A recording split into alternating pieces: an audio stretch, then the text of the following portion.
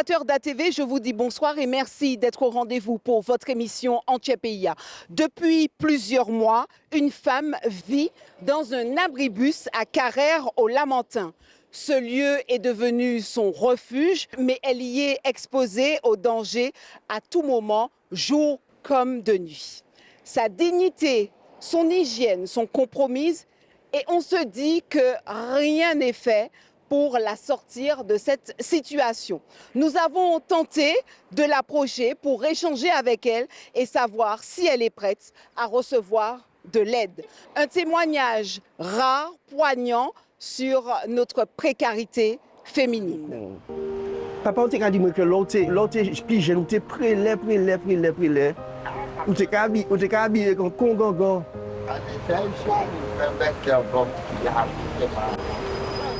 Mais tu es encore jeune, Monique. Pas dit maintenant, Monique. Mais regarde, tu as un petit chat. Regarde dans quel est. Mais non, Monique, un bel madame con. Un bel madame con.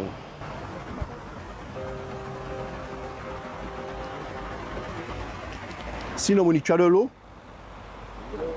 Tu as de l'eau. Attends, je rappelle les collègues. Oui, c'est encore moi. Donc, écoutez, concernant les biscuits pour cet après-midi, l'équipe de l'après-midi peut lui amener ça sur le coup de 4 heures. Vous n'êtes pas obligé de prendre les embouteillages. Monique est au courant, d'accord? Et puis, on va essayer de lui donner plus régulièrement, même si tu m'as dit tout à l'heure que vous lui avez donné avec le repas du jus. C'est bien ça, Monique? Il t'a donné du jus ce matin? Oui, tout ok. Oh, d'accord. J'ai une femme de 54 ans. En plus, tu fais pas ton âge. Ah ouais. Non, sincèrement, il faut que tu sortes de là, Monique. D'accord? D'accord? Bonjour, Régine. C'est quelque chose de difficile, ce que nous vivons aujourd'hui. Quel travail vraiment qui est fait pour accompagner et sortir toutes ces personnes qui se retrouvent dans cette situation aujourd'hui? Et on parle d'une femme quand même, monsieur l'abbé. Énormément de choses sont faites depuis déjà plus de 10 ans pour Madame Marante, puisque on l'accompagne. Vous avez son nom, donc elle a été répertoriée et tout. Écoutez, non seulement on a son nom, quand je dis on, que ce soit le CCS de Lamentin, que ce soit l'équipe de psychiatrie, que ce soit l'équipe de la Croix-Rouge, nous travaillons en coordination pour tenter de trouver un levier, une motivation pour que Monique puisse sortir de la rue. Parce que c'est une personne qui a un gros potentiel, sauf que par choix, toutes les propositions qu'on lui a faites, ça a été, que ce soit nous ou les autres, nous avons vu le docteur Montezum qui lui a proposé une hospitalisation dans le cadre de l'assise. La psychiatrie lui a proposé une hospitalisation pour faire un check-up. Parce qu'on se dit bien que si une personne reste comme ça en haut, c'est qu'il y a peut-être à creuser des choses. D'accord. Et malheureusement, comme a dit Mandela, celui qui fait pour moi, sans moi, fait contre moi. Et nous, au niveau du SAMU social, même avec les autres équipes de Maraude, nous sommes obligés d'attendre que cette personne veuille bien. Mais c'est toujours très dur, d'autant plus qu'ici, comparativement aux autres endroits où elle avait fait son squat, c'est une voie très passante. Oui. Et notre plus grande inquiétude, c'est qu'une voiture perde le contrôle et vienne la percuter dans l'abribus. Donc, c'est tout ça qui nous met face à une situation complexe, parce que nous ne pouvons pas non plus la forcer. C'est ça. Puisqu'elle n'est pas agitée, elle est très calme, elle a un discours dérange cohérent. personne. Elle dérange personne, mais sauf qu'on se soucie d'elle en fait. C'est ça. Tu m'as déjà dit que ouais, mais ici, il y a ces cailloux. Mais comme je te l'ai déjà dit, il y a des voitures. Oui. Les voitures le soir, elles font des bêtises. Il peut y avoir un accident. Et ils sauront pas que ils peuvent t'agresser aussi. Tu comprends? Alors, je te répète encore une fois. Viens à l'assise, viens, on a un logement pour toi. Je sais que tout le monde veut te mettre quelque part. Le CCS du Lamentin t'a déjà proposé. La psychiatrie t'a déjà proposé de te faire hospitaliser pour qu'on puisse te faire un petit check-up, pour vérifier si tout le corps va bien. Le SAMU social, l'équipe de la Croix-Rouge passe te voir régulièrement aussi, puisqu'ils t'ont proposé de prendre une douche. Il faut que tu te décides, Monique, à ne pas rester là. Sincèrement, c'est dangereux. Et ça nous inquiète énormément. Toutes les équipes qui travaillent avec toi, pour toi, te proposent de te prendre là, on t'emmène. Tu vois, on t'emmène à l'assise. J'ai un logement qui t'attend. Alors, qu'est-ce que tu réponds, Monique? Même une semaine. Allez, on dit une semaine. Cet après-midi, parce que chercher, il t'emmène. Et durant une semaine, si tu veux revenir après, tu pars. Est-ce que je peux leur dire de passer te chercher pour cet après-midi? Cherchez-moi le gars. Pour te donner un logement à l'Assise, on a déjà le logement, Monique. Ça fait 2 mois que le logement est là, il t'attend. Tu as 2 choix. Tu as soit un logement au Terre Saint-Ville, ou soit un logement sur le boulevard Général de Gaulle. Lequel tu préfères? Terre Saint-Ville? Eh bien, il n'y a pas de problème. Si tu me dis que tu veux aller dans le logement cet après-midi, je viens cet après-midi, on t'emmène. Ça me permet aussi de rebondir sur l'augmentation peut-être aussi de ces femmes qui sont présentes dans notre société tout simplement et qui se retrouvent en détresse comme ça, en isolement. Il ne se passe pas une semaine où je ne reçois pas, le service social ne reçoit pas un signalement de femmes qui, soit de façon ponctuelle ou de façon dans le long terme, rejoignent la rue. Quelquefois, c'est souvent propre à divers facteurs. Hein. Le plus fréquent reste quand même une consommation excessive de produits toxiques qui, voulant se rapprocher de ce milieu existe en rue et se conçoivent en rue. Mais vous avez aussi des personnes qui ne prennent plus leur traitement et puis qui perdent leur repère, des femmes, qui sont souvent l'objet, lors des premières nuits en rue, l'objet de viols à répétition, il faut le dire. Ce sont des choses qui arrivent. Hein. Madame Marante se fait agresser régulièrement. Là, elle m'a montré sa main, elle a dû avoir un coup de bâton ou quelque chose au niveau de la main. Vous avez aussi des personnes malveillantes. Mais sinon, le nombre de femmes augmente. Et elle augmente tous les jours. Et ce sont souvent des cas complexes. Ce ne sont pas des personnes vers qui vous allez, vous leur dites, bon, écoutez, vous êtes en difficulté, on vous met en lien avec une assistante de service social, on met en place une gestion de budget, on vous trouve un hébergement, un logement, et on verra comment on met en place un accompagnement pour que vous puissiez le garder. Alors ce matin, effectivement, nous sommes venus tâter un peu le terrain pour l'approcher, échanger avec elle. Elle était en train de déjeuner, d'ailleurs, repas livré par l'Assise. Donc en fait, il y a quand même un regard bienveillant et un accompagnement, mais que vous aurez aimé pouvoir faire plus, n'est-ce pas? Tout à fait. Il faut savoir que l'Assise, mais pas que l'Assise, mais nous, tous les jours, nous lui donnons 2 repas. D'accord. Quand nous ne sommes pas du soir, nous lui donnons 2 repas, midi et soir. Sinon, le mardi et le jeudi, nous sommes là matin et après-midi. Comme ça va être le cas cet après-midi, où j'ai demandé aux collègues de lui ramener des sucreries parce qu'elle avait envie de manger quelque chose de sucré, des biscuits au chocolat, du jus. Même si ça a été fait ce matin, mais voilà, pour pallier à ça, on essaie de faire au mieux. Vous savez, très souvent en rue, que ce soit pour les femmes ou les hommes, il faut attendre ce déclic. Mais si vous n'êtes pas là au quotidien à répéter que ça existe, qu'on est là, on peut t'aider, il y a un monde meilleur.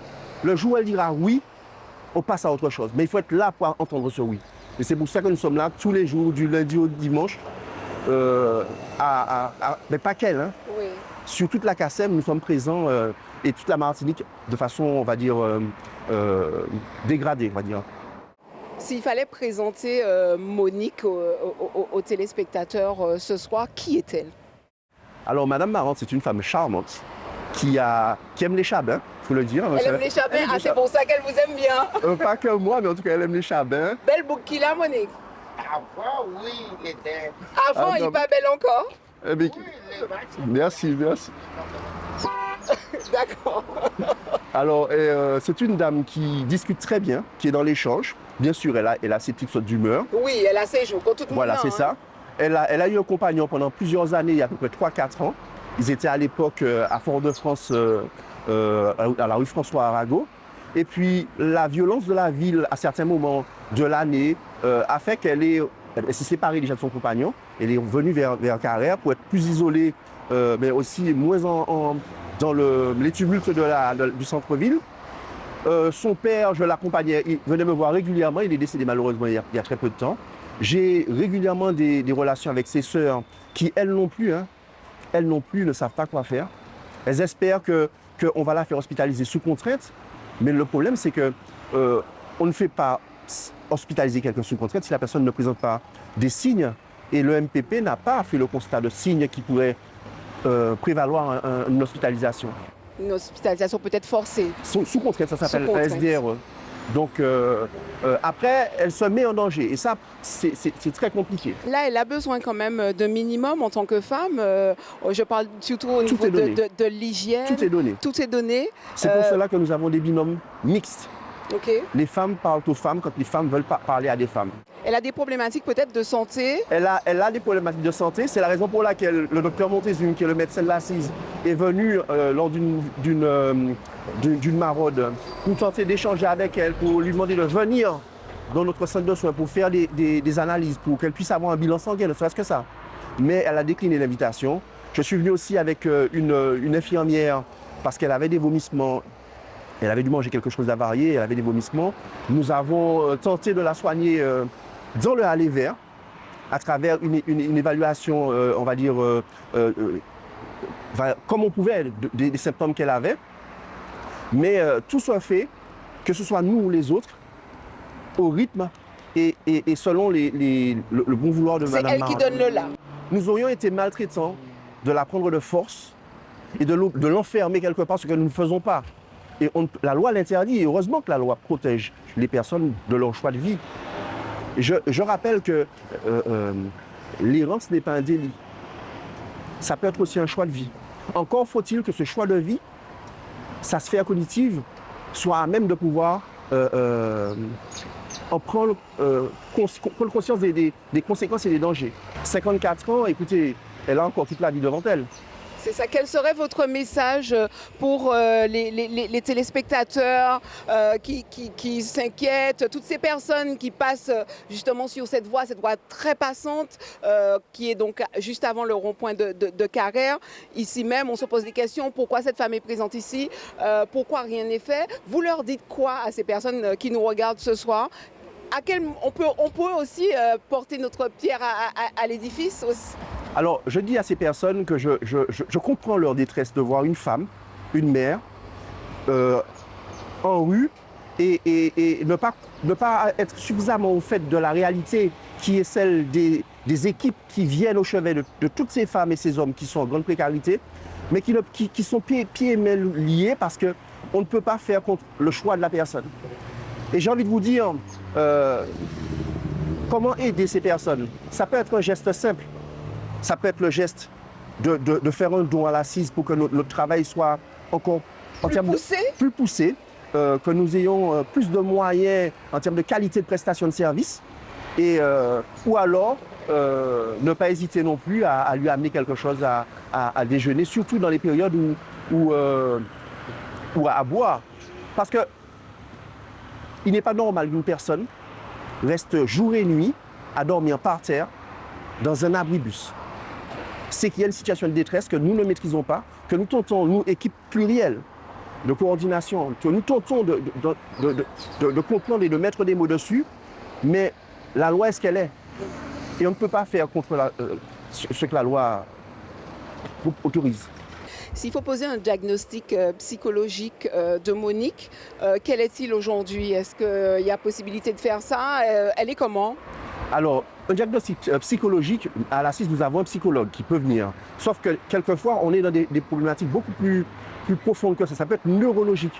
Autrement dit, elle a une altération des parties cognitives qui font qu'elle n'est pas totalement en adéquation avec ce qu'elle fait. Mais nous ne sommes pas des spécialistes. Et sur le marché, je ne crois pas qu'il y en ait qui puissent faire du aller vers. Et il faut aussi des moyens, une hospitalisation peut-être pour faire un EEG ou quelque chose de ce genre. Mais nous ne sommes pas des spécialistes. Autant nous connaissons le réseau, mais on n'a pas la main sur tous les spécialistes qui pourraient préciser un diagnostic qui devrait aboutir à un projet de vie qu'elle accepterait. Parce qu'un diagnostic dirait oui, eh bien, elle a un début de quelque chose, oui, mais ce début de quelque chose au niveau neurologique ne donne pas autorité à la société de la priver de sa liberté. Quand bien même, est-ce qu'un danger pour elle-même en étant à 4 mètres de voiture qui roule à 130 km/h ou 90 km/h? Et c'est ça le problème. Ici même, c'est sa petite maison. Oui. On peut remarquer, c'est organisé, très réparti par endroits. C'est exactement ça. Et écoutez, je suis persuadé que le soir, sans lumière, elle tend la main, elle sait qu'elle est dans sa cuisine, elle allonge le bras, elle sait qu'elle est dans sa chambre. Comme vous le voyez, il y a une partie, ses vêtements sont dans cette partie-là. Là, vous avez le garde-manger. Là, c'est la table, c'est le banc qui sert de table quand elle veut manger à table. Sinon, le coin le plus éloigné du vent, je suppose, c'est son lit. Elle fait son petit dodo. Son lit. Et puis, il y a les ablutions, les bouteilles d'eau qui sont à portée de main. Donc, et elle a sa petite lumière, elle a sa petite lampe. Hein. Sa petite lampe. Et sa radio. Et sa radio. Donc, ça veut Donc dire elle est connectée quand même avec l'extérieur. Avec l'extérieur. Quand vous rentrez dans cet espace-là, vous devez demander l'autorisation d'entrer. Parce que vous êtes déjà chez elle. Oui, on est déjà chez elle. C'est un abribus. Quand tu dis toto, est-ce que je peux rentrer, est-ce que je peux venir, est-ce que je peux venir par les bords. Voilà. Monique, en tout cas, merci pour sourire là, ou qu'à partager. Puis moi, je sais que les fait tellement bagaille bon, mais faut tout les. OK? Oui. Sinon, ça arrête quand même là, au cas dormir là, la nuit? Ah, c'est un petit peu tôt quand même parce qu'il y a des agressions. Il y a des agressions? Regarde son doigt, tu vois. J'ai agression? Et regarde sa main. Son doigt est crochu.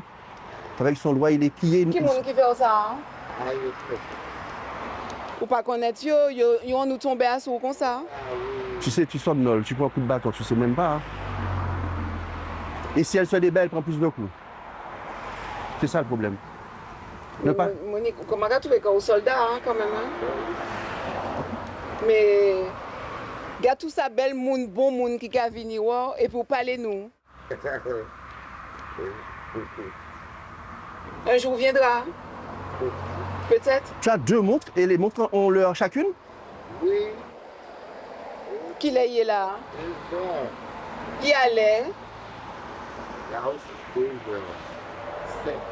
Elles sont belles ces montres en plus. Qui c'est qui t'a donné ça? Où est-ce que t'as Là-haut, D'accord. Tu n'as pas dormi hier, tu as l'air fatigué. Tu as mal dormi hier soir? Oui, hier soir, j'ai pas dormi. Avec les bras de Jack, tout ça commence à faire du bruit, ça doit faire... Qu'est-ce que ça envie nous porter bon? Ah, c'est que tu peux apporter. Ce que je peux apporter? Oui? Ok. Les manqués passés, manqués faire n'importe de baguette. Ah oui. Ok? Oui. D'accord, pas de problème. Tu es béret? Oui. Précaution? Oui. Et puis nous pas qu'à la Dio, hein? Oui. Ok? Oui. Pas de problème. À cet après-midi. Il t'emmène ça, d'accord? D'accord. Ok. Bye à bye, plus tard. Monique.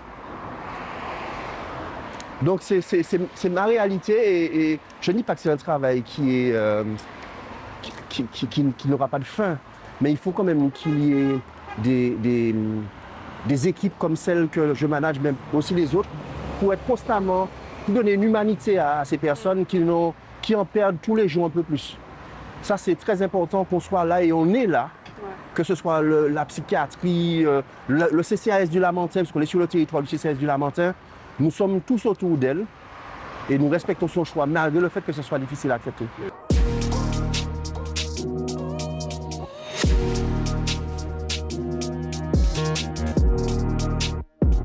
Merci beaucoup, Monsieur Thierry Labbé. Je vous en prie. Bravo encore pour le travail que vous faites.